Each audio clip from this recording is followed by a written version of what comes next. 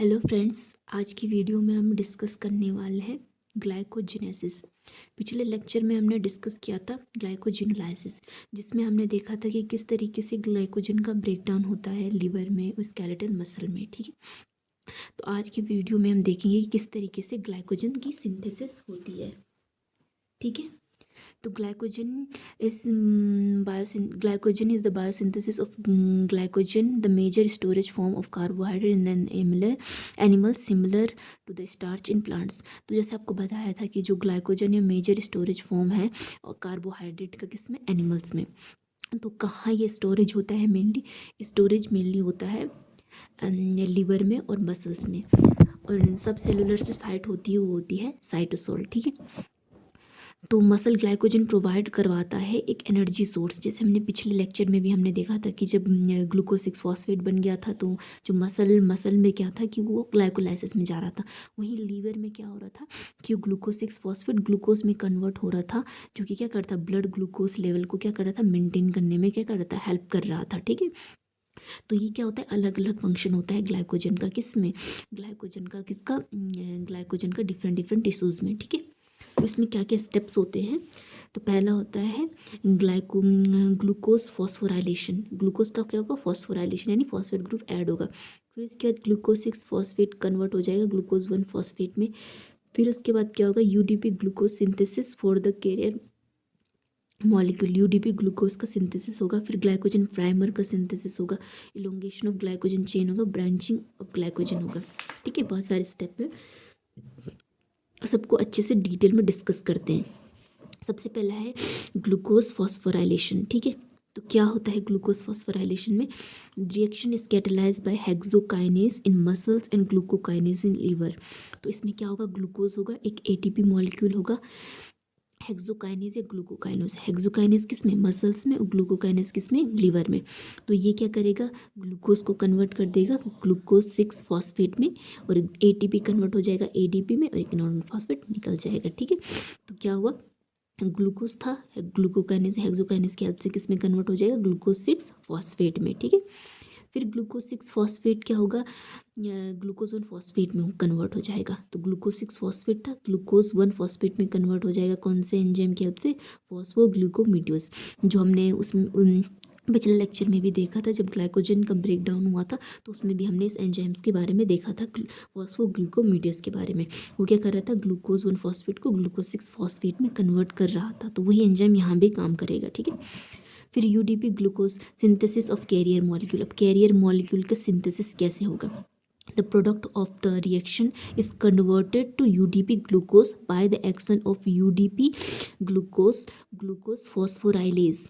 तो क्या होता है, जो ग्लूकोज 1 फॉस्फेट होता है ये यूटीपी यानी यूरिडीन ट्राईफॉस्फेट के साथ क्या करता है, रिएक्ट करता है, और किस में कन्वर्ट हो जाता है, यूडीपी ग्लूकोज में। और इनऑर्गेनिक फॉस्फेट क्या होते हैं, 2 फॉस्फेट क्या हो जाते हैं, निकल जाते हैं, 2 फॉस्फेट मॉलिक्यूल निकल जाते हैं। ठीक है, और ये कौन से एंजाइम की हेल्प से होगा, यूडीपी ग्लूकोफॉस्फोराइलेज। ठीक है, तो ये कैसे होगा, ये हमारे यहाँ पे मान लो शुगर है, शुगर मतलब मेनली ग्लूकोज, उससे फॉस्फेट 8 है क्योंकि ग्लूकोज 6 फॉस्फेट था। तो ये एनटीपी यानी यूटीपी, जो हमारा क्या था, यूरिडिन टाइफॉस्फेट बेस की जगह क्या होगा, यूरिडिन या यूरेसिल बेस होगा। ठीक है, तो क्या होगा, इस पे क्या होगा, जो हमारा कौन सा एंजाइम था, ये हमारा था UDP glucose phosphorylase. UDP glucose phosphorylase जो एंजाइम है वो इस पे एक्ट करेगा, इनऑर्गेनिक फॉस्फेट अलग हो जाएंगे। ठीक है, और फिर क्या होगा, शुगर के साथ क्या जुड़ जाएगा, कोई भी जो हमारा बेस था, जैसे एनडीपी शुगर, इसमें क्या था, हमारा मेनली यूडीपी था, यूडीपी शुगर था, तो यूडीपी ग्लूकोज बन रहा था। तो क्या होगा, शुगर से इस तरीके से क्या होगा, राइबोस बेस ही क्या हो जाएगा, जुड़ जाएगा, और हमारा क्या बन जाएगा, यूडीपी ग्लूकोज बन जाएगा। जो यूडीपी ग्लूकोज होता है वो क्या होता है, immediate donor of glucose residue in the reaction catalysed by glycogen synthase.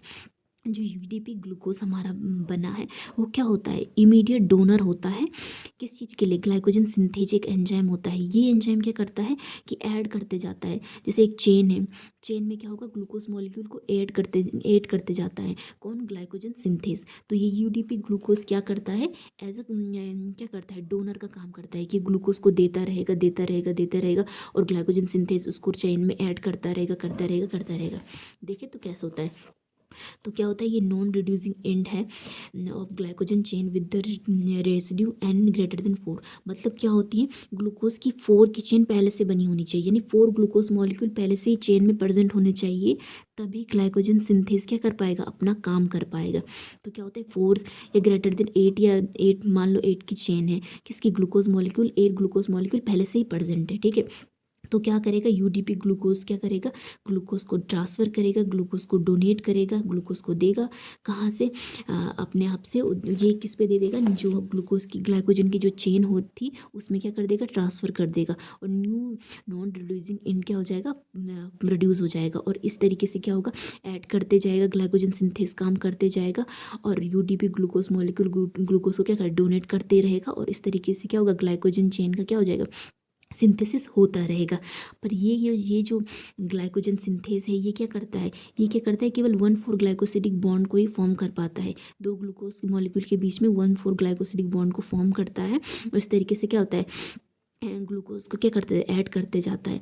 लेकिन अगर हमें ब्रांच की सिंथेसिस करनी होगी तो क्या करेंगे, तो ब्रांच की सिंथेसिस करने के लिए क्या करेंगे, glycogen synthase can not make alpha 1,6 bond. मैंने कहा था ग्लाइकोजन सिंथेस क्या कहते हैं, अल्फा 1,4 बॉन्ड तो बना लेता है, लेकिन अल्फा 1,6 बॉन्ड नहीं बना पाता है। तो क्या कर देते, these bond are formed by glycogen branching enzyme. जैसे हमने वहाँ देखा था, डी ब्रांचिंग एंजाइम क्या कर रहा था, जो ब्रांच था उसको कट कर रहा था, लेकिन इसमें क्या होगा, ब्रांचिंग एंजाइम क्या करेगा, जहाँ पे से ब्रांच पॉइंट है वहाँ पे से क्या है, अल्फा 1,6 बॉन्ड बनाएगा, ठीक है। This is called amylo 1,4 to 1,6 trans glycosylase और ग्लाइकोसाइल 4,6 ट्रांसफरेज, ग्लाइकोसाइल 4,6 ट्रांसफरेज। ये एंजाइम क्या करेगा, इस तरीके से, ये हमारी बहुत लंबी ग्लाइकोजन की चेन है, ठीक है, ये ग्लाइकोजन कोर है, ठीक है, ये नॉन रिड्यूसिंग एंड है, और अल्फा 1,4 बॉन्ड सबके बीच में बना हुआ है, ठीक है। ग्लाइकोजन ब्रांचिंग एंजाइम क्या करता है, यहाँ पे से इसको कट करेगा और इसको ट्रांसफ़र कर देगा कहाँ पे, इस वाली पोजीशन पे, और ये क्या बना देगा, अल्फा 1,6 ब्रांच पॉइंट बना देगा। ये कौन सा एंजाइम करेगा, ग्लाइकोसाइल 4,6 ट्रांसफरेज, या फिर जिसको कहते हैं अमाइलो 1,4 to 1,6 ट्रांस ग्लाइकोसाइलेज। ये एंजाइम क्या करेगा, ये ब्रांचिंग एंजाइम क्या करेगा, यहाँ से उठा के, मतलब यहाँ से बॉन्ड को ब्रेक करेगा और उसको ट्रांसफ़र कर देगा 6 वाली पोजीशन पे, और बना देगा अल्फा 1,6 ब्रांच पॉइंट, ठीक है।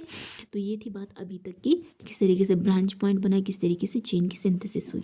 लेकिन एक जो दिक्कत है, वो दिक्कत ये है कि जो ग्लाइकोजन सिंथेस है वो केवल तब काम करेगा जब पहले से ही क्या होगा, पहले से ही क्या होगा, 7 से 8 ग्लूकोज मॉलिक्यूल रेसिड्यू पहले से जुड़े होंगे, वो तभी आके ऐड कर पाएगा और ग्लूकोज मॉलिक्यूल को। तो फिर हम एक्चुअल में कैसे सिंथेसिस कर पाएंगे, स्टार्ट कैसे कर पाएंगे ग्लाइकोजन के सिंथेसिस को। तो क्या होता है कि जो ग्लाइकोजन सिंथेस है, cannot initiate the new glycogen chain de novo, यानी खुद से वो ग्लाइकोजन सिंथेसिस नहीं कर पाता है उस चेन का। इट रिक्वायर अ प्राइमर, उसको क्या होती है, एक प्राइमर की रिक्वायरमेंट होती है, usually pre formed alpha 1,4 polyglucose chain. उसको पहले से क्या होता है, अल्फा 1,4 ग्लूकोज चेन बनी हुई मिलनी चाहिए, branch having at least 8 glucose residue, कम से कम उसमें 8 ग्लूकोज रेसिड्यू होने चाहिए, ठीक है। The protein glycogenin is both primer on which new chain are assembled and enzyme that catalyze their assembly। तो जो प्रोटीन ग्लाइकोजिनिन होती है, ये बहुत मतलब दोनों तरीके से काम करती है, प्राइमर का काम भी करती है और साथ ही साथ में ये कैटेलाइज भी करती है असेंबली नए ग्लूकोजन मॉलिक्यूल का। देखो ये वही बात हो गई कि वो खुद भी कैटेलाइज कर रही है कि हाँ ग्लूकोज मॉलिक्यूल जुड़े, वो खुद एक कैटेलिस्ट की तरह भी काम कर रही है, खुद एक प्राइमर की तरह भी काम कर रही है, प्राइमर की तरह यानी ग्लूकोज की सिंथेसिस को स्टार्ट करने का काम भी कर रही है, ठीक है। The first step of the synthesis of new glycogen molecule is the transfer of glucose residue from UDP glucose to the hydroxyl group of tyrosine 195 of glycogenin catalyzed by the protein intrinsic glycosyl transferase activity। तो इसमें क्या होता है कि जो हमारा ग्लाइकोजिनिन था, ये क्या कर रहा था, एज अ प्राइमर भी काम कर रहा है, एज अ कैटलिस्ट भी काम कर रहा है। तो उसमें जो टायरोसिन मॉलिक्यूल होगा वो उस टायरोसिन मॉलिक्यूल से क्या होगा, हमारा ग्लूकोज क्या हो जाएगा, ऐड हो जाएगा, जो हमारे यूडीपी ग्लूकोज से यूडीपी हट जाएगा और ग्लूकोज मॉलिक्यूल क्या होगा, ग्लाइकोजिनिन के टायरोसिन मॉलिक्यूल पे क्या हो जाएगा, ऐड हो जाएगा, यूडीपी अलग हो जाएगा। फिर दूसरा यूडीपी ग्लूकोज मॉलिक्यूल आएगा, फिर से वो ऐड होगा और फिर इस तरीके से क्या होगा, चेन का एलोंगेशन हो जाएगा जब तक कि 7 से 8 ग्लूकोज मॉलिक्यूल ग्लाइकोजिनिन पे ऐड नहीं हो जाते। जब 7 से 8 ग्लूकोज मॉलिक्यूल ग्लाइकोजिनिन पे ऐड हो जाएंगे उसके बाद क्या होगा, ग्लाइकोजन सिंथेज आएगा, फिर वो फर्दर ऐड करते जाएगा, स्पीड अप करते जाएगा रिएक्शंस को, फिर से ग्लूकोज के ऐड करते जाएगा, एच कट कर जाएगा, फिर उसके बाद ब्रांच का सिंथेसिस होगा, ग्लाइकोसाइल 4,6 ट्रांसफरेज आएगा, वो क्या होगा, ब्रांच पॉइंट से अल्फा 1,6 बॉन्ड बनाएगा और उस तरीके से क्या हो जाएगा, ब्रांच बनाएगा और इस तरीके से फिर से फर्दर सिंथेसिस होती रहेगी और हमारा ग्लाइकोजन का सिंथेसिस क्या हो जाएगा, कंप्लीट हो जाएगा। तो इसमें हमने क्या देखा, तो हमने जो हमारी ग्लाइकोजेनेसिस की प्रोसेस थी उसमें हमने सबसे पहले क्या देखा था, ग्लूकोज फॉस्फोराइलेशन होता है, ग्लूकोज और किस में कन्वर्ट हो जाता है, ग्लूकोज 6 फॉस्फेट में कन्वर्ट हो जाता है, फिर ग्लूकोज 6 फॉस्फेट कन्वर्ट हो जाता है हमारा ग्लूकोज 1 फॉस्फेट में। फिर जो होता है क्या होता है, यूडीपी ग्लूकोज की सिंथेसिस होती है, जो ग्लूकोज होता है यूडीपी से रिएक्शन करता है, फिर यूडीपी ग्लूकोज बन जाता है। फिर ये यूडीपी ग्लूकोज क्या करता है, इस पर कौन सा एंजाइम एक्ट करता है, इस पर ग्लाइकोजन सिंथेज एंजाइम का काम करता है और फर्दर 1,4 ग्लाइकोसिलिक बॉन्ड बनाता जाता है और चेन का इलोंगेशन करता जाता है। फिर क्या होता है, ब्रांचिंग एंजाइम क्या करता है, ब्रांच पॉइंट से क्या कर देता है, अल्फा 1,6 बॉन्ड बनाता है और अल्फा 1,6 ब्रांच पॉइंट बना देता है और इस तरीके से क्या होता है, ब्रांच का सिंथेसिस होता है।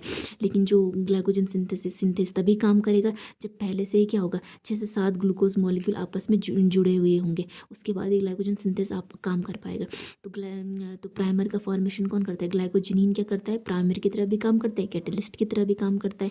तो ग्लाइकोजिनिन क्या होता है, ये ग्लाइकोजिनिन के टायरोसिन मॉलिक्यूल से क्या होता है, यूडीपी ग्लूकोज जुड़ता है, यूडीपी अलग हो जाता है, ग्लूकोज जुड़ जाता है और इस तरीके से 6 से 7 से 8 ग्लूकोज मॉलिक्यूल जब जुड़ जाते हैं तो ग्लाइकोजन सिंथेस काम करता है। इस तरीके से क्या होती है, ये प्रोसेस पूरी हो जाती है। फिर इस तरीके से हमारा क्या हो जाता है, ग्लाइकोजन का सिंथेस हो जाता है। फिर जब ज़रूरत होती है तो उस ग्लाइकोजन का क्या हो जाता है, ब्रेक डाउन होता है। तो जो ग्लाइकोजिनोलाइसिस था वो हमने पिछले लेक्चर में डिस्कस कर लिया था। सो इस तरीके से ये पूरी प्रोसेस होती है। तो आज के लिए इतना ही। अगर आपको ये वीडियो पसंद आती है तो वीडियो को लाइक कीजिएगा और चैनल को सब्सक्राइब कीजिएगा। Thank you.